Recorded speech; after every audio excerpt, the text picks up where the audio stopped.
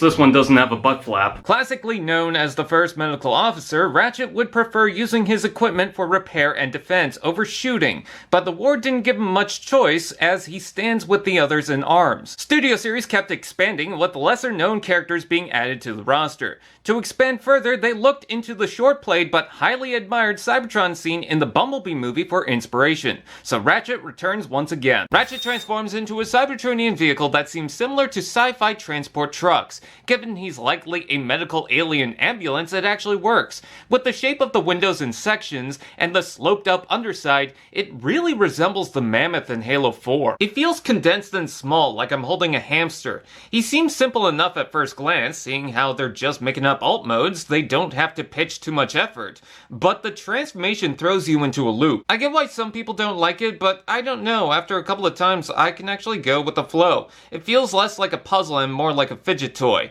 He's got some red stripes evoking the classic colors, but this is certainly out of this world. Check out the hardcore rear bumper with lights that should have been painted, but the sculpt is there. I like how the shoulders stick out. They almost look like ammo or medical packs. The windscreen is nice, vibrant blue, and aside from the hips, everything seems pretty clean. Rolls pretty well, and for some firepower, you can attach the gun on top. I will say I like the Hummer, but I think the green can stay with the Bay films. So it doesn't seem like there's much to say, but it's adorable, fun, and respectable to its choice in design.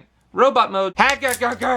Like I said, I actually enjoy transforming it if everything fits correctly. Remember, the waist doesn't need to rotate, but almost everything else does. Also, check out the core detail hidden inside. The robot itself does look fantastic, fitting with the movie while keeping him recognized to classic audiences. Loving the panel that flips over the shoulders to complete the look, and the shoulder blades are an interesting idea. The shoulders themselves are widely thin and boxy, but I like that he's going for something unique, despite being, let's be honest, another red and white Autobot. I think the particular shape of the chest suits it, and so do the luscious lips that make the abdomen. There's some light gray tones, and while he's not a tall deluxe, he does fit in with the others as bulky as he is, so don't worry if you miss the siege toy. The one thing I'm not into is the face. The helmet is fine, rounded off on the side with an expressive red eyebrow to scare off predators. The cheeks are fine, something different, but the face is creepy, like Skeletor had a layer of skin. It's not as goblin-like as the Tiny Turbo.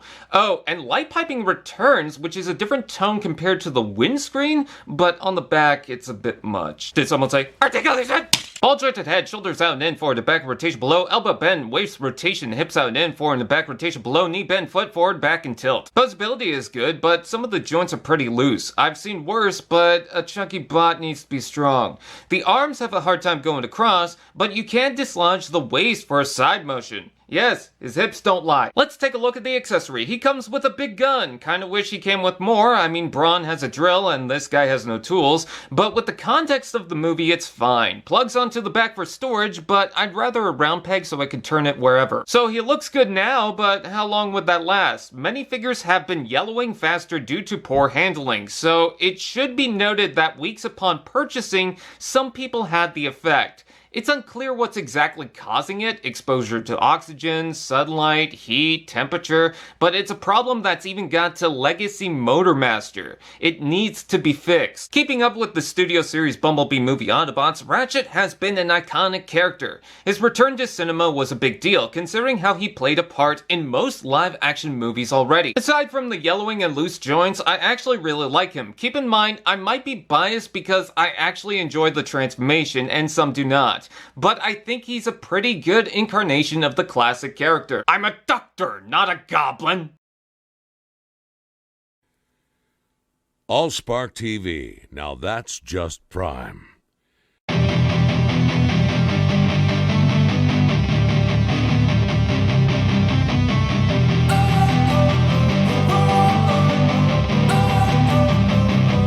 Don't wanna sleep in, cause I got something to prove. I gotta take what I hate and finally make a move. I think of you and all the shit you don't do. Well, I'ma make